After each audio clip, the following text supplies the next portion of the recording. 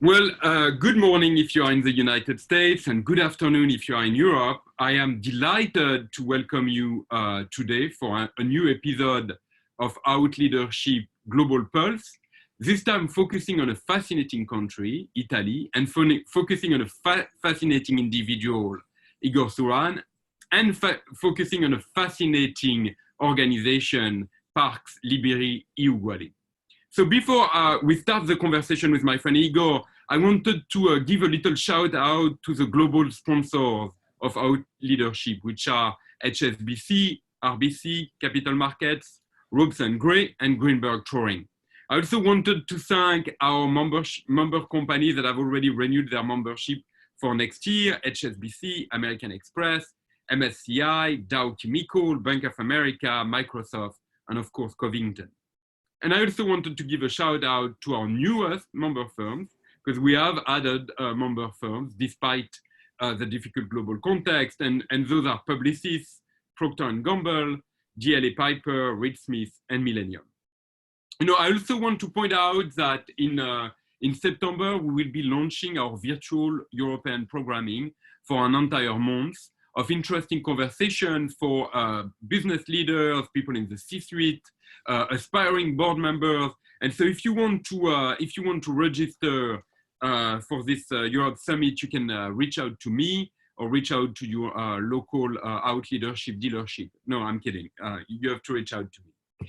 So now I'm finally getting to our friend Igor. Igor, first of all, thank you so much for joining us. Hello, Fabrice. Good morning, Fabrice. Good morning to you and to all of those that will be listening to us and seeing us. And thank you so much for the much appreciated invitation. It's nice to see you again. So Igor, my first question will be, most of the United States that was in quarantine from March to July was wearing pajamas the entire time, but you are in the capital of fashion and style. And so my question to you is, have you been wearing your usual suit, or have you been like most of us in pajama during working hours? Well, thank you, Fabrice, for the question. Actually, this is my usual pajama, of course. You know, Fabrice, it's been 2 days from now, on August the 2nd, it is going to be 5 months since I last stepped into my office, and I have worked from home in the meantime. Yes, in the first days, I thought, I'm going to stay in my, well, not my pajama, but maybe my tracksuit, the best one I had in the closet.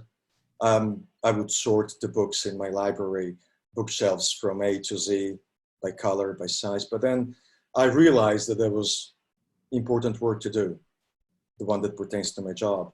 And I decided, well, maybe just to keep the appearance of doing it as if I were doing it in the times of peace, I decided to put my special pajama, my suit. Well, and you know, that's a very good segue to my first question, because as you say, the work did not end during the pandemic, and Milan was actually the first hit, very early on and in a pretty massive manner. But something that came out, in a very big manner in the United States was that recent incident, homophobic incident in the city of Pescara, in which a young gay man was the victim of a brutal attack and had to have facial reconstructive surgery. So that kind of led me to my first question, which is, what is the situation when it comes to homophobia and transphobia in Italy? How does it compare to its neighbors? And what do you think is the difference between Italy and the rest of Europe? Oh, thank you, Fabrice. There's so many questions here. Would you allow me just to move back in time? 5 months ago, I used to be a banker, as you know. And for the past 5 years, 6 years, I've been doing what I'm doing now. I'm the executive director of this organization that helps businesses in Italy understand the value of inclusion, specifically as it regards the diversity related to sexual orientation and gender identity. So 5 months ago, being a banker, understanding the crisis, I thought, what's going to happen with us? I had fears that my job, the job that we carry out, is not going to be important anymore. It was a crisis nobody knew was happening, and we, as Italy, were the first country in Western Europe to be affected. So I was there thinking, will businesses, real companies be able to dedicate resources, time and energy to something called inclusion that in the past was often seen as a plus, but was not always necessarily seen as a must to have. And I'm happy 5 months on to tell you that, yes, businesses have seen that as an important thing, not anymore as a plus, a nice to have, but as a driver of the whole development and of the way as to get out of the crisis. We all know that businesses, and I also want to thank the businesses that you mentioned that are sponsoring the great work that Out Leadership is doing.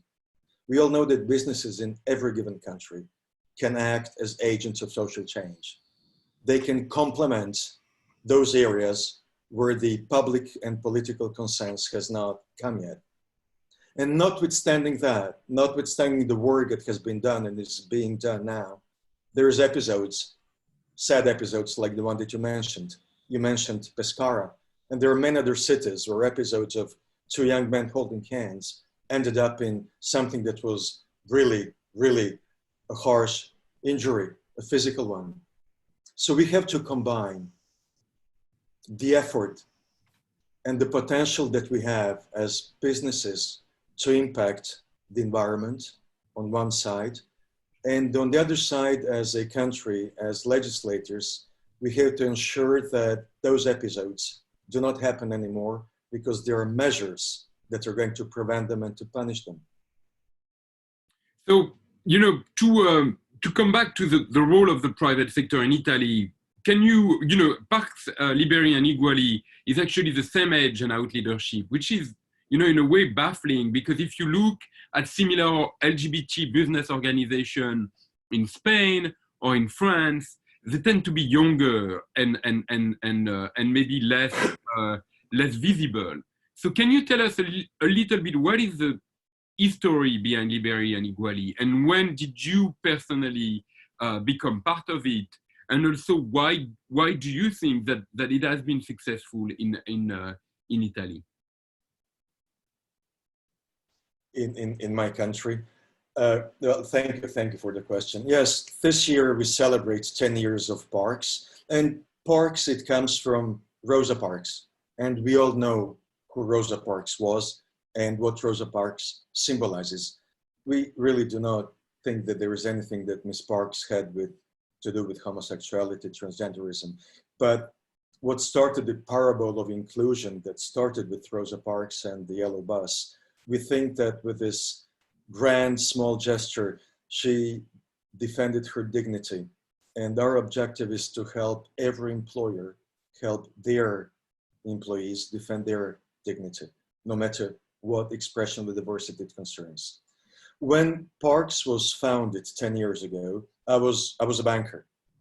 To me, to speak about LGBT inclusion was utopic. It was dystopic. I mean, how could you in this country speak about gay, lesbian, transgender people in the workplace?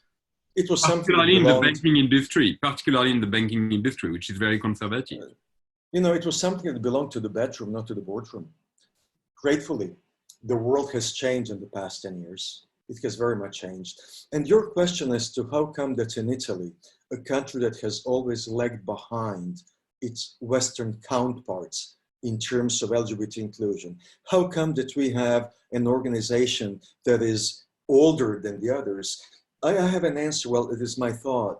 I believe that in those countries in which there is no political consensus and there is no positive legislation, maybe the private sectors move earlier on because they realize there's a whole area of action where they can be very effective. That's why we've been out for 10 years. When the founders of Parks started, there were 7 companies that believed in this topic idea. Now we have over 70 that represent the majority of the internship and of businesses operating in Italy.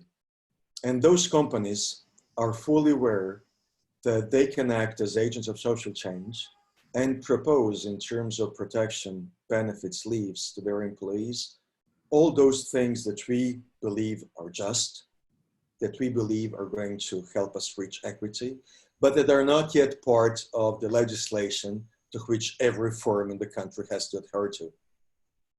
So one of my questions, and we will come back to the question of legislation when it comes to discrimination in the workplace, but one of my questions is, can you describe a little bit who the 70 companies are? Are they all multinationals? Are they all Italian companies, or are they foreign companies that have offices in Italy? Do you have small and medium enterprises? And then my next question will be, what type of services does Parks provide to its members?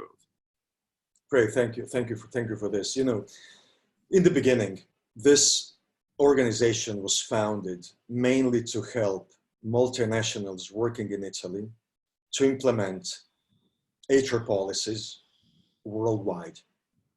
That was the idea. Help a global firm that operates in Italy to give their LGBT colleagues in Italy the same rights that they had in the United States, London, or elsewhere. But then we knew, or the founders knew, that this is going to be noticed around, and that the influence of the global firms is going to be transmitted to the local Italian firms, and that is exactly what happened. I have to tell you that still, if you look at our shareholding, the majority is represented by the branches and subs of global firms, but there is an always growing number of Italian firms that are multinational, but headquartered in Italy. And then another thing you said, small medium enterprise. Who knows the economy of Italy knows very well that 90% of the businesses in Italy are small medium enterprises, family owned, often out of the big centers, where even culture has reached different levels with respect to the countryside, with all respect, of course. Sometimes they don't have the structure, they don't have the investments to do, they don't have the people to have a D&I department. And they think maybe it does not really regard us. So what we try to do, as we work with global and bigger firms, we try to make them understand the role that they can have in influencing all their counterparts. What you in the United States have known for a long time as supply diversity. For you, it is something you've done for a long time. For us, it is something new.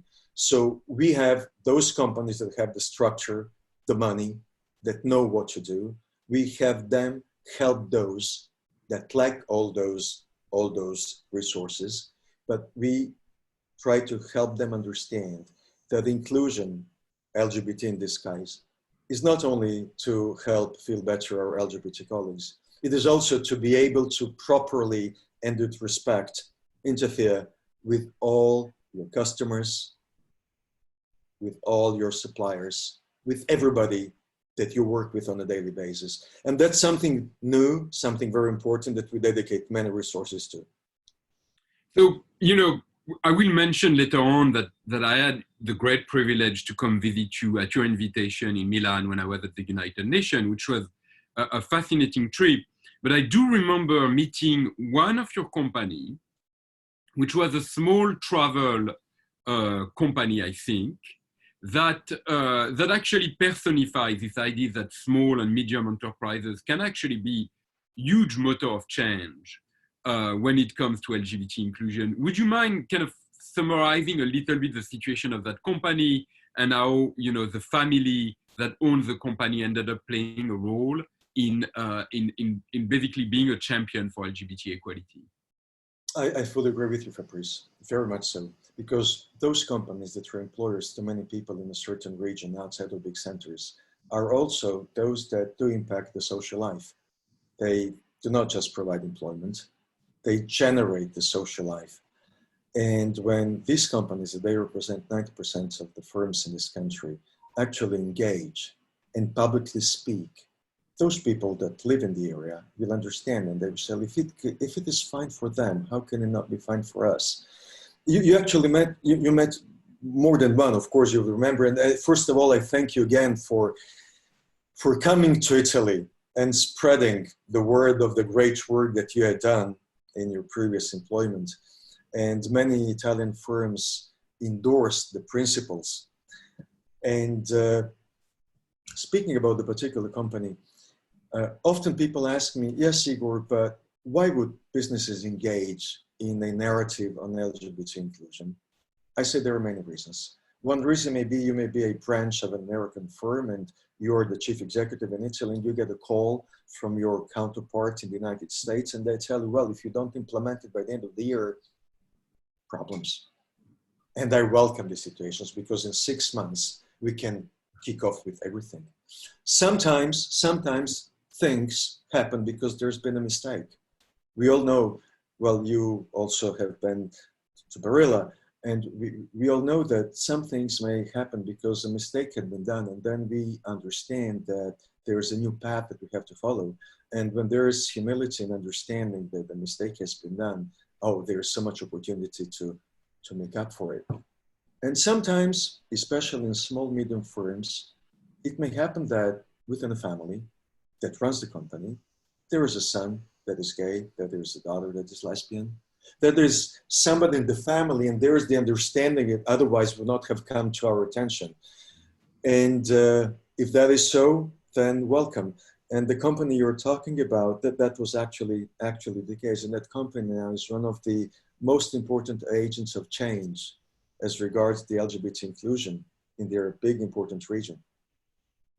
So my other question to you is, among the companies that are members of your organization, you mentioned Barilla, but you have a very famous international names. Can you mention to us some example of the way they are contributing to social change in Italy? Is it mostly through advertising? Is it by showing examples within the walls of the company? In which way do they try to tackle the homophobia and transphobia, the rather high level of homophobia and transphobia we discussed at the beginning of this conversation? Thank you, Fabrice, for this. It will help me, it will allow me to specify what we actually do. I believe that the responsibility of every employer is, as the first thing, get things right in the house. Create that convergence of the norms, of lease, of benefits that will make life good for those people that do identify as LGBT+ in this case. Ensure that many of the other colleagues who do not yet understand the value of this proposition do not get kicked out of the comfort zone. A company cannot choose between making feel good one part of its population and making feel non-comfortable many of the rest. So first is through norms, protocols, and above all, through the development of culture to create a safe zone in the house. Once I've done it, once I'm doing it as a firm, then given my power to act as the agent of social change, I can narrate that to the outside world. Now, we live in a world where it is not sufficient to have commercials that speak about LGBT families if you have not done these things in the house. We all know that. And we all help, we as Sparks, help our firms that have worked on the safe zone within the firm. We help them communicate that outside.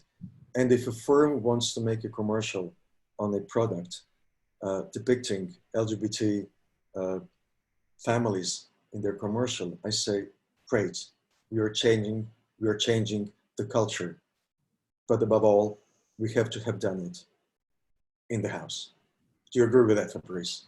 No, completely. Today, and you cannot do otherwise. No, completely. And, I think that was a bit the spirit of the standards of the United Nations, which is to say, your primary responsibility is to your employees and your supply chain. You have to ensure that there is no violation of human rights of LGBT employees, and they have the same, you mentioned dignity and opportunity. I think, we probably don't use the word dignity, but that's exactly what it is about.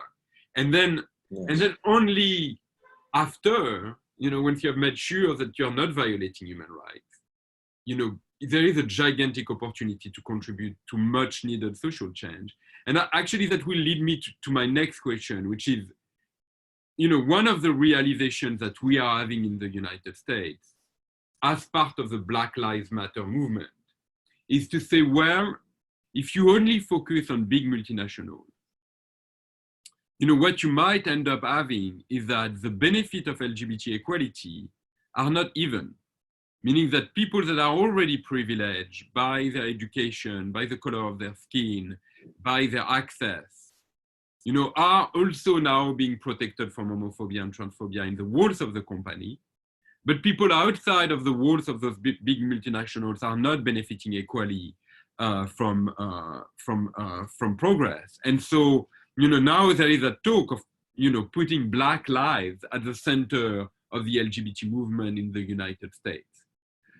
Is that question of intersectionality, meaning, are in Italy the most privileged benefiting from the progress when it comes to LGBT rights? Is it something that you have also been thinking about? And, do you feel that the Black Lives Matter movement, which is kind of the crisis of the moment in the United States, has impacted your work? Or is it very remote and not very linked to the current Italian context? Yeah, well, you know me personally, Fabrice, and you know how much I'm linked to the United States. You know that I live there, I have family there, and even if I didn't, I could not have not observed what tragically happened in the United States. And Black Lives Matter, and all lives matter, and we out of Italy and many countries in Europe were very, very much alert and were listening to what was happening. And it has spread to us, of course, as well. Of course, the question here is maybe not as regards the same expression of diversity. It is not African Americans here, but if we take the concept, I did some research. After all those tragic events that happened, and you mentioned one of the words, 3 words happen to be the most discussed or used words. One of them was the emotional tax in the United States. We call it minority stress, whatever we call it. We are creating the empathy for the rest of us to understand what it feels to have to invest so much energy every day simply to be who you are. Something that the rest of us that do not identify with a specific expression of diversity take very much for granted. The other word was the one that you mentioned, intersectionality. We have realized that the intersectionality of diversities is maybe one time in which mathematics is not what we learned it's supposed to be. When arithmetics does not work, when 1 + 1 + 1 + 1 does not give us 4, but it very much multiplies the effect of difficulty of this emotional tax. If I am a woman, if I'm an African American woman, if I'm an African American lesbian woman, and I happen to be in a wheelchair, my emotional tax is not going to be 1 + 1 + 1 + 1. It's going to be 20. It's going to multiply. And that is where the intersectionality really comes into the game. And that is something that we often did not think, because we often used to consider diversities as if they lived in the silos. No, there is interconnectivity. And now we know that. So we have been observing very much, understanding that we cannot put priorities. We understand that the word privilege, and privilege is one of the 3 words, and I've left it for the last one because for me it is the most important. When we understand that privilege, whether we call it white privilege, whether we call it the heterosexual privilege, or the cisgender privilege, or the Italian national privilege, does not matter. But when we understand that privilege is the other side of the word power, and we understand that the power is something that gives us the power to actually extend our privilege, then we have all done a great leap ahead, and we'll be able to create that dignity, which maybe is a word you don't use, but we do, and help all the others. Yeah, well, I have to say, I have to say that I love this concept of emotional tax or minority stress that you mentioned. Very often I talk about the beginning of my career at the World Bank, and that for 10 years I had this feeling of inferiority, because growing up, society had told me that I was damaged and that, I was not worthy. And, people around me had told me, if you want to succeed in your career, you have to hide who you are. It's going to be problematic. And I felt, I had that experience that it got in the way of me reaching my potential. Now, I'll be honest with you, Igor, is that I imagine that if you talk about this feeling, this minority stress or this feeling of feeling inferior or not valuable in the workplace to what I perceive as the macho Italian CEO, right? I just watched a documentary about Agnelli, right? And that was on HBO. How do you manage to convey those subtle ways LGBT people experience discrimination to what I conceive people that will tell you, well, I'm doing business. I'm not working in feelings. Are those conversations you manage to have in Italy? And do you find that those are difficult conversations to have? Thank you, Chris. I think that without these conversations, we would not be what we are today. We all know that inclusion is a process that combines the bottom-up and top-down approach. And we all know that as regards the LGBT plus inclusion, the top-down consent, endorsement is key, is paramount, at least in my country. So we have to have very serious conversations with the top management in the firm. And we all know the importance of language, and we have to use the language that is well understood and well interpreted. If we speak about LGBT inclusion, maybe we have to touch those concepts that are important for everybody and also for who is gay, lesbian. They will tell me, but I don't really care if somebody is man or woman with full abilities or with what disability, or one ethnicity or the other. To me, they're all the same. There is meritocracy. But then we have to touch upon the word meritocracy. What is meritocracy? It is the sacrosanct principle that every business is founded on. Meritocracy means that my merits are being recognized and I'm being awarded according to what my merits are. But what I tell them, we have to ask ourselves the question, have we created adequate conditions in which everybody will be able to express their professionality in such way that their merit will be recognized? So we always have to make a step back. We are not putting in discussion the concepts that are the basis of every company. We are trying to reinterpret them and give them other meanings. So it means not treat everybody the same way, but treat everybody in a way that reflects their needs. And that is what inclusion is all about. So that's what we try to do. Have conversations with the top management. We say this is not a bedroom issue. Because you know what they say here in Italy, okay, gay is fine, but let's let them do that in the privacy of their own home. And what I say, well, those of us who are straight, we are not straight from 10 p.m.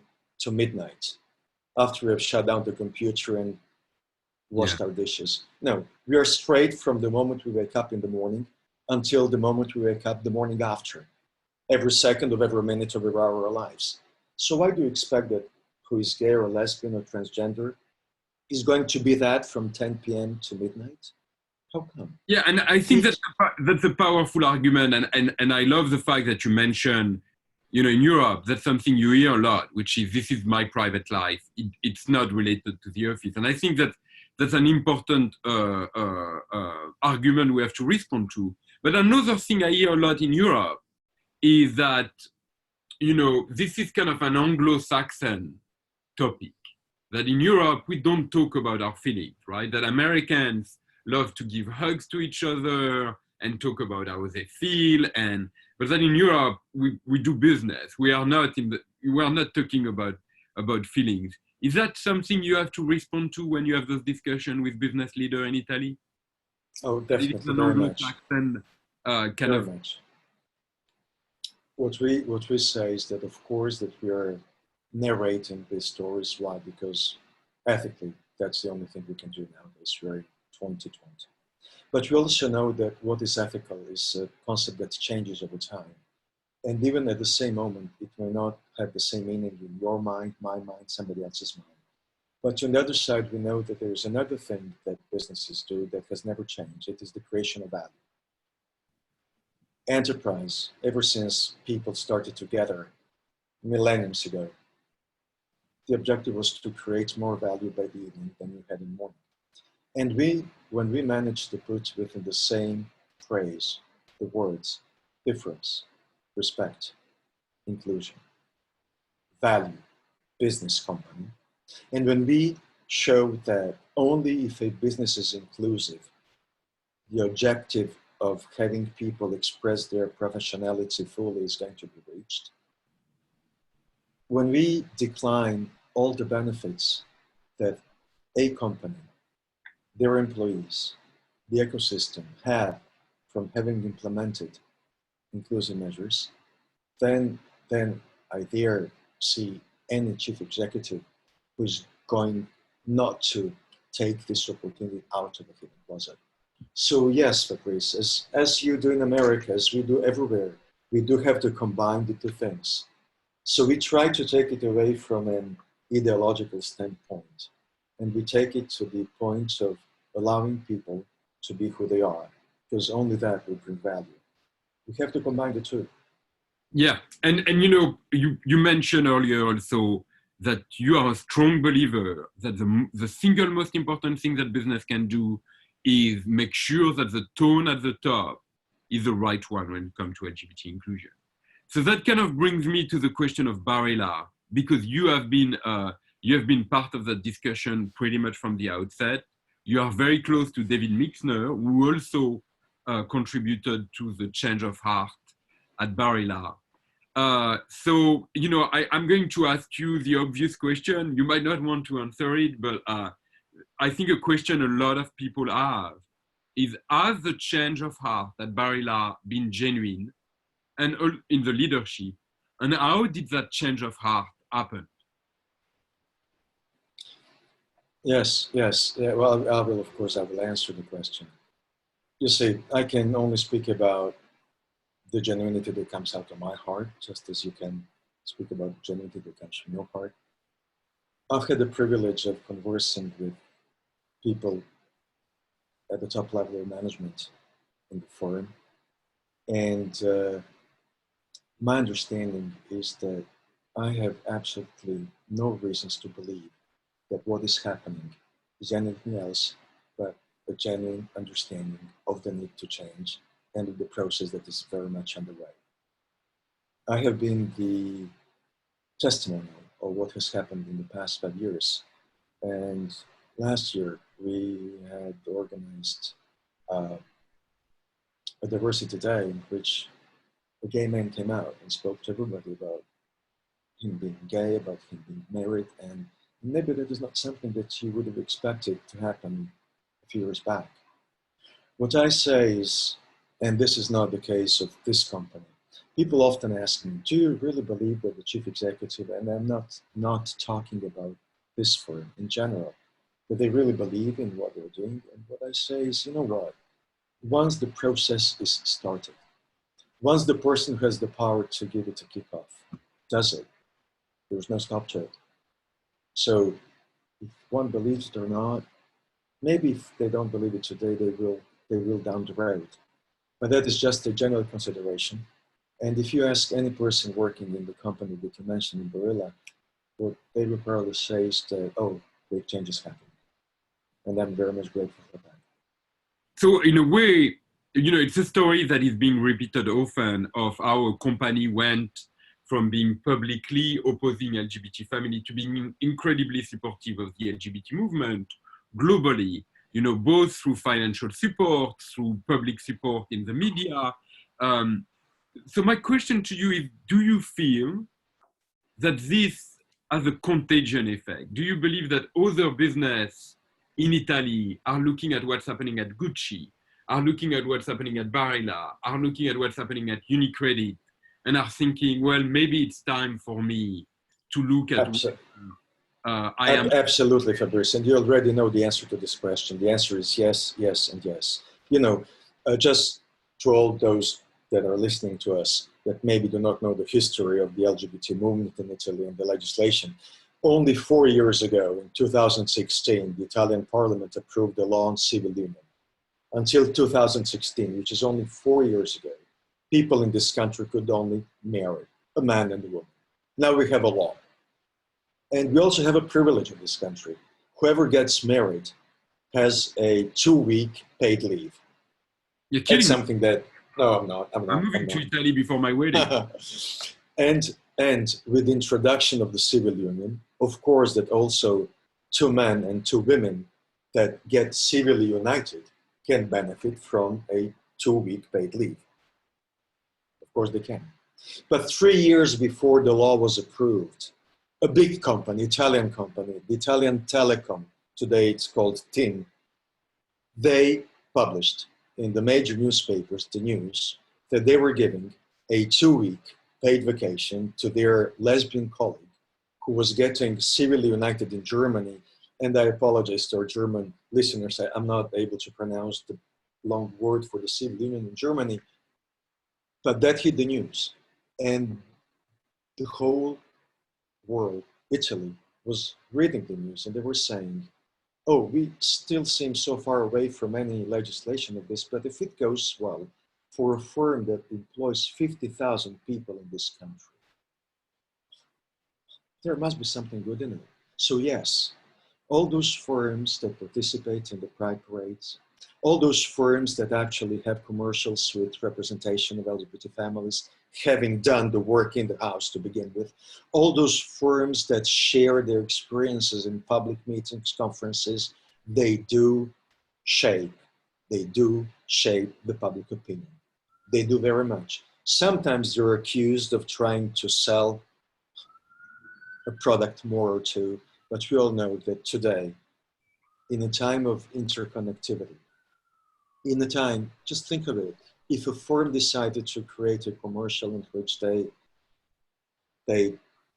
express themselves as LGBT inclusive, and if they really weren't, 3 days later, an employee from that firm would post something on Facebook, on the internet, and things would come out. So nowadays, a firm cannot allow itself to express something that has not really happened. And they know the power they have. So I hope that this does answer the question which you already knew the answer to. Yeah, and you know, before, of course, I want to talk to you a little bit about Europe and beyond the borders of Italy, because I know you are also looking outside of the borders of Italy. But my question to you is, you know, Parks, Liberi, and Uguali has been very successful. You have constantly increased your membership. You are becoming more and more visible. But now we are in a difficult time in which, first of all, Italy was hit very hard by COVID-19. And then, you know, there is a lot of signs that we might be heading to an economic crisis. It's difficult to know what the length of that economic crisis is going to be. But, you know, it's going to be a difficult time for companies. Do you believe that this is going to have a negative effect on companies' efforts to foster diversity and inclusion? And also, you know, do you believe that that it's going to be more difficult to talk about LGBTI issues if Italy is facing, you know, economic issues, and if, you know, the pandemic restart, which of course I do not wish to Italy, but is a possibility. Well, thank you for the good wishes. Likewise, of course, likewise. You see, I told you that 5 months ago I was afraid that maybe my firm, the organization I have the privilege of running, was not going to survive. 5 months on, we have many new businesses, many new companies that have decided to partner with us. The lesson that we've learned from this COVID emergency is that so many new diversities have emerged, and businesses who have had their people working from home have had to redefine leadership, where motivation takes place of control. They have had to redefine smart working For me, smart working used to be if I could work one day from the house a week to be able to combine it with my family duties with my children. Now it's not smart working anymore. It is I, the employee, who helps the business reach its objectives through my work from home. It's not anymore a gift from the firm to me. It is my sense of responsibility. So things are changing. And in this, businesses have understood that they have to motivate me while I'm at home. And we know that motivation for me is also if I'm respected for who I am. And I'm respected for who I am because my needs are responded to, and my needs are those that I see in the mirror. And my company is trying to understand what I see in the mirror, is trying to understand what I see if I cross the mirror. So what I think is, if at the end of this emergency, whatever shape this end should have, whatever the new normality, and I hate the word normality, but whatever this new ordinary life is going to be like, we, on one side, and that is my fear, are at risk to want a clean slate and to just move on. And we're at risk of losing all this awareness that we have gained through understanding new diversity. But on the other side, my hope is the same as my fear. I hope that we collectively will not fall into oblivion, and that we will not forget the lessons we've learned, that we will have capitalized on them. Of course, I was a banker, I understand what the crisis means, you understand what the crisis means, we all do. Of course that what we're going to face is going to take away resources. But given that it already is part of our DNA, this awareness of the importance of LGBT inclusion and any other inclusion, we'll probably maybe have to redimension. We'll have to modify the modalities, the investment. But what I hope will not be changed is the understanding of the legitimacy, of the intensity, and the importance of inclusion in whatever form we're able to provide it. Yeah, that is, in a way, my summary of this whole COVID. I love it. I have to say that it's kind of the first time I hear this argument, which makes complete sense.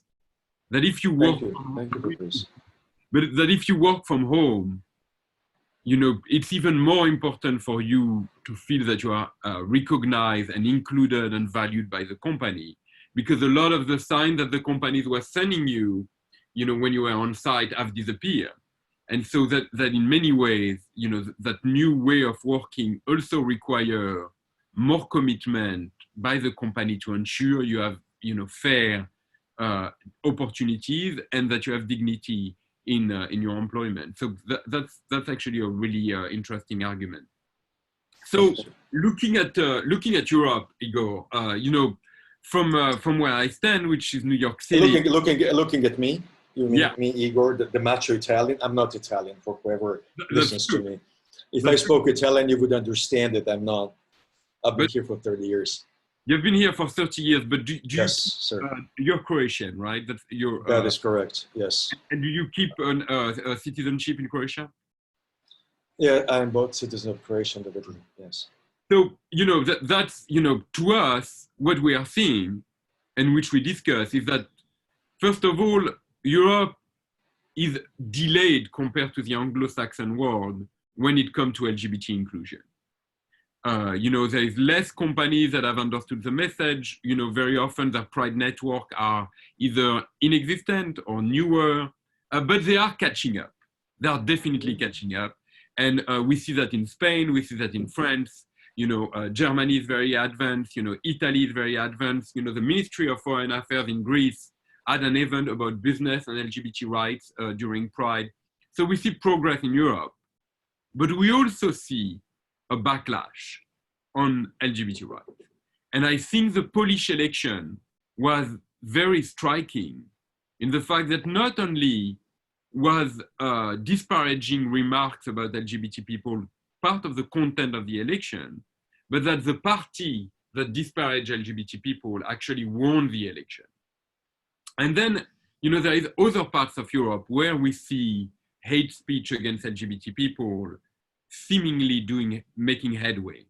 So my question to you will be, first of all, what are your thoughts about this? Are we witnessing a backlash on human rights of LGBT people in Eastern Europe?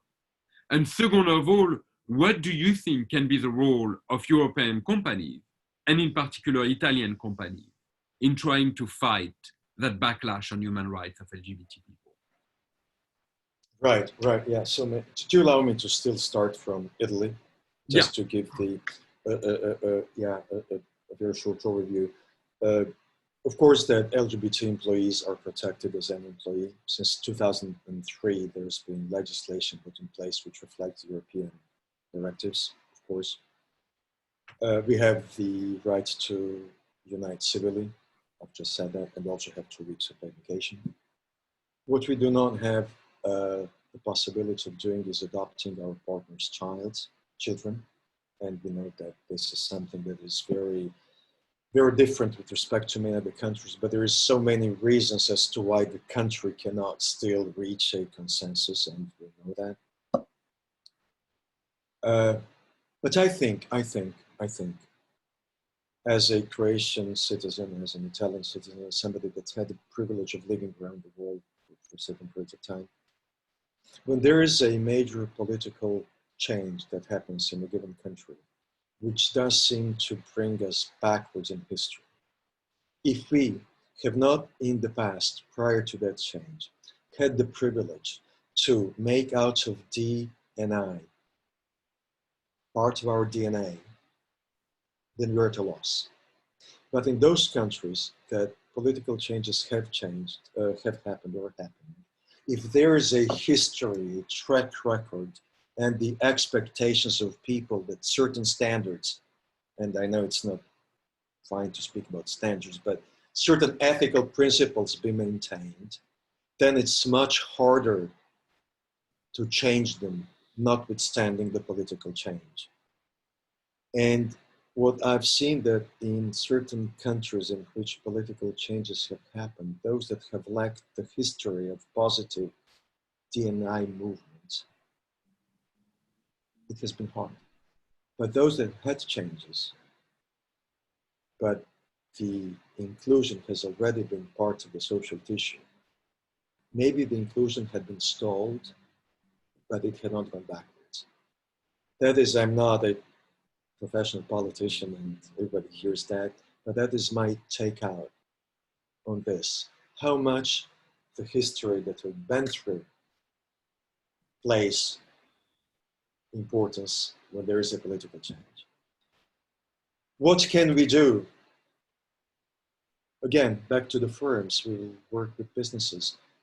Many businesses headquartered in Italy have operations in Poland, given that you mentioned Poland, Greece, and in other countries that you indirectly mentioned when you spoke about those changes. And many people sitting in the Italian headquarters have responsibility over regions, which means over Eastern Europe. And when firms, and we all know that conventionally, every business, when they decide how to act upon LGBT inclusion globally, they can decide either to do in Rome as Romans do, which means do nothing in a country that does nothing, or be ambassadors, which means within the confines of their own premises, create a safe zone, or be advocates and speak out publicly. And we know that every global firm that you work with, that we work with, has made a decision on that.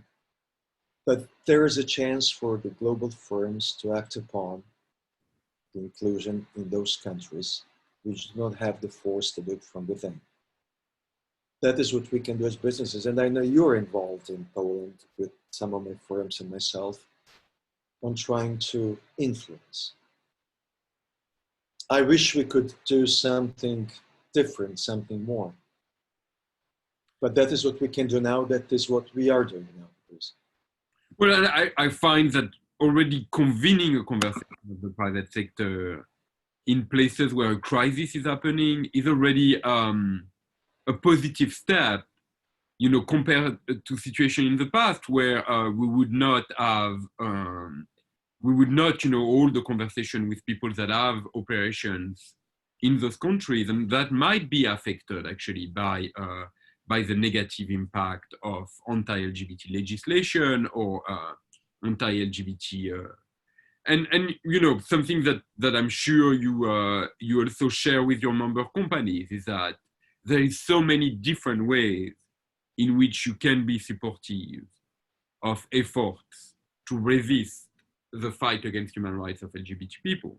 You know, you can use your clout with other business leaders, or you can even support financially grassroots movements like the International Gay and Lesbian Association, or any organization that is trying to make human rights of LGBT people resist the political discourse. But I think you're also pointing out to the fact that, you know, the first step is to bring at the table, you know, companies that might be affected, and to say, listen, something is happening, and you know, we let's see if there is anything we can do, and that's already a very positive step. It's always the equation of the privilege and the power. Do you want to use my privilege as a power to change the world? Yes, fine. Yeah. But it's not always easy. We know that we have to change the culture. It's easy to approve a law. Well, it's much easier. A vote, a signature for a norm in a firm. But changing the culture means changing decades, years of our cultural heritage. And we know how hard it is. And that is something that we want our firms to concentrate on, and we all collectively have to do it. Well, you do it every day. And there's so many factors to the heritage that we have in a given country. And every country is different with respect to the other. Italy has its own specific features, and we all know that. And it's not always easy. You know, sometimes I carry out a session on sensitization, and I speak about same-sex families. And the question comes, yeah, but you know, Igor, if it is in collision with my religious beliefs, it's not easy, Fabrice, to face questions and to find an answer in which we have to work on the way out, in which certain parts of the culture have to live together alongside those new understandings of families. So it's always a challenge. It's a challenge.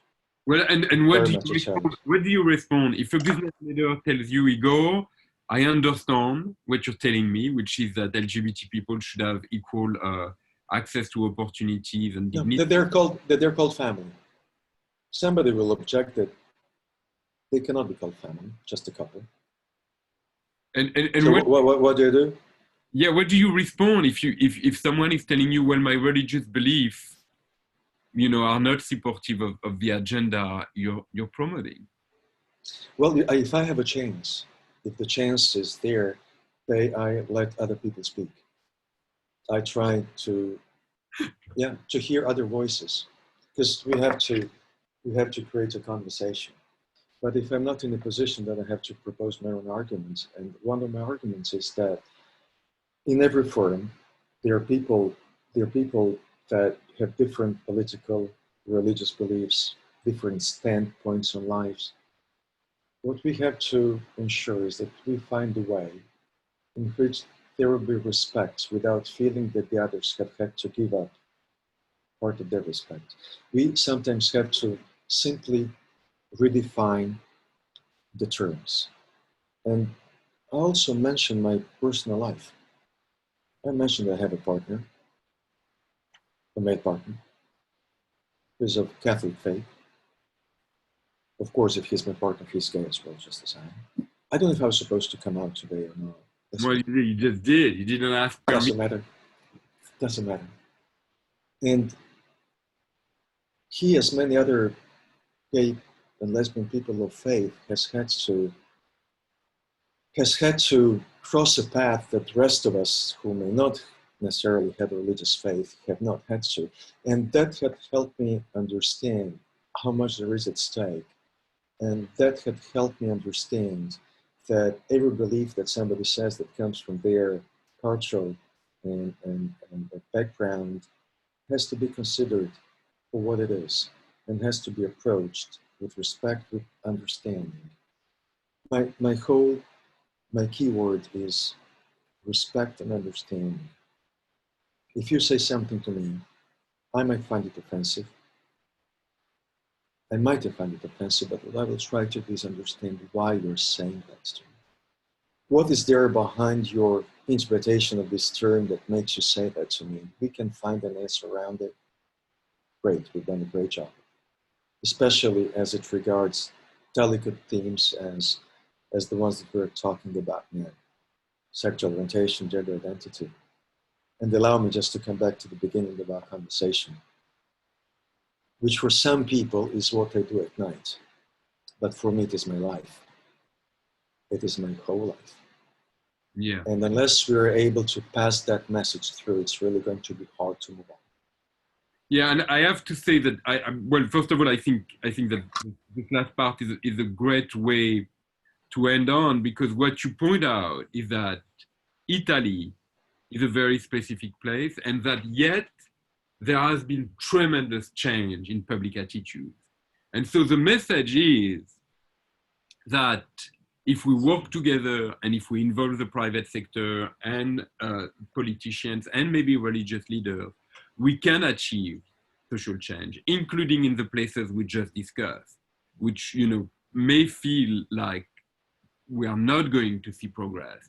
And yet, you know, Italy, you know, with the approval of civil union in 2016, is kind of a sign that change can happen, and it can happen very quickly. Italy has changed, Fabrice, so much. But do you allow me just 30 seconds before we close? I've been here for 30 years. I am just as Italian as anybody else, as the next guy. But I may also be partial because I'm Italian. So what I did, I digited LGBT rights in Italy on Wikipedia. Despite this, Italy is considered a gay-friendly country, and public opinion on homosexuality is generally regarded as increasingly culturally liberal. Full stop. Whatever that means, I just wanted to convey that as not something partial, but as something that is written, and we can all see that. Yeah, and I think that that's a great message, because, you know, people have sometimes prejudice against countries and a certain image of a country. And I think that today, by having that discussion, we kind of had the opportunity to explain what is happening in the country, the role that companies have taken, the fact that there is companies that are not only agents of change in Italy, but that are agents of change globally, and that Parks, Liberi and Uguali has done a tremendous job in leveraging the power of the private sector to contribute to this social change. So Igor, I cannot thank you enough for spending an entire hour with us. We're extremely grateful. I have to say that I had the plan to be with you in Milan for the International Gay and Lesbian Travel Association annual meeting. That did not happen. You were an incredible host when I came a year ago.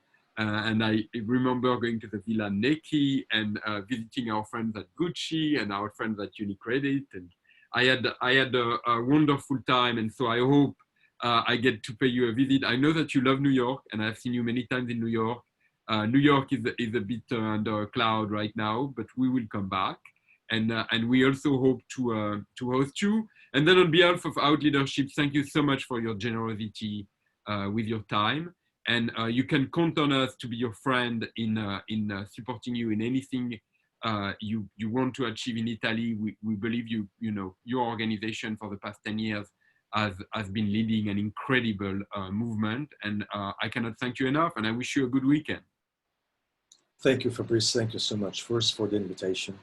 Thank you for giving me the time to speak to all those of us who have been connected. We will meet again, as people more important than me have said, be it in Italy, be it elsewhere. And thank you for the great work, important work that you and your organization, Out Leadership, are carrying out to the benefit of all of us around the world. Thank you so much, and all of you have a very good summer. Bye. Ciao. Thank you so much. Goodbye. Ciao. Arrivederci.